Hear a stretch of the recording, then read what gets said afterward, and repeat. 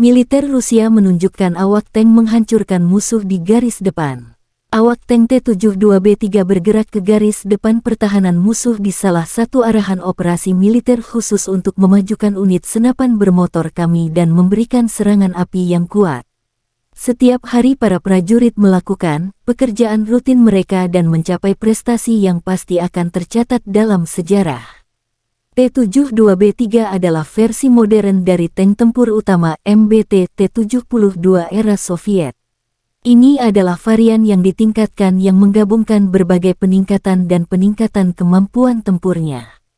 T-72B3 dikembangkan dan terutama digunakan oleh Angkatan Darat Rusia.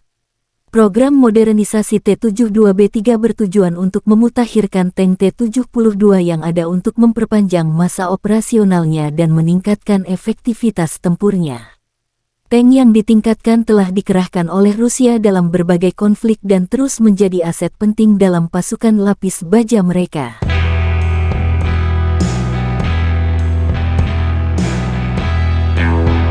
Juru bicara Kementerian Pertahanan Federasi Rusia Igor Konashenkov tanggal 7 Mei mengatakan pasukan Rusia memukul mundur tentara Ukraina di wilayah Chazov Yar dan Bogdanovka di Republik Donetsk.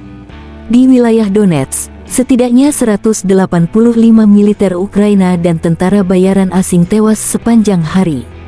Angkatan Darat Rusia melenyapkan hingga 60 tentara militer Angkatan Darat Ukraina di arah Krasny Liman di wilayah Donetsk.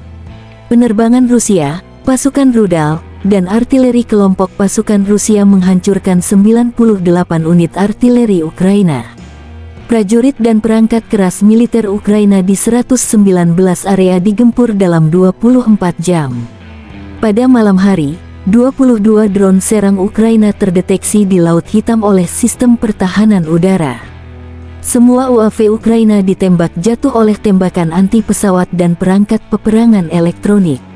Selain itu, 10 kendaraan udara tak berawak Ukraina ditembak jatuh di dekat Tavolzhanka, wilayah Kharkov. Secara total, 418 jet tempur dan 230 helikopter, 4.027 kendaraan udara tak berawak angkatan bersenjata Ukraina dinetralkan.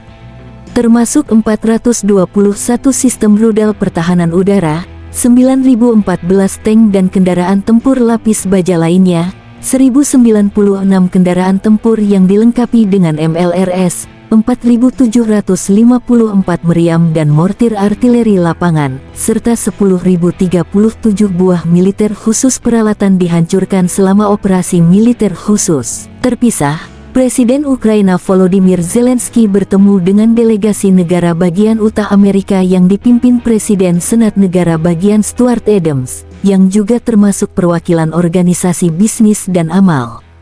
Kunjungan semacam itu merupakan sinyal dukungan bagi negara kita tidak hanya di tingkat nasional, tetapi juga di tingkat regional, kata Zelensky. Konflik Rusia dan Ukraina berlangsung selama 437 hari. Masih belum ada kesepakatan damai antara kedua belah pihak.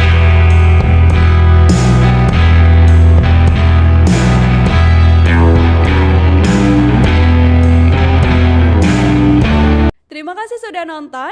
Jangan lupa like, subscribe, dan share ya.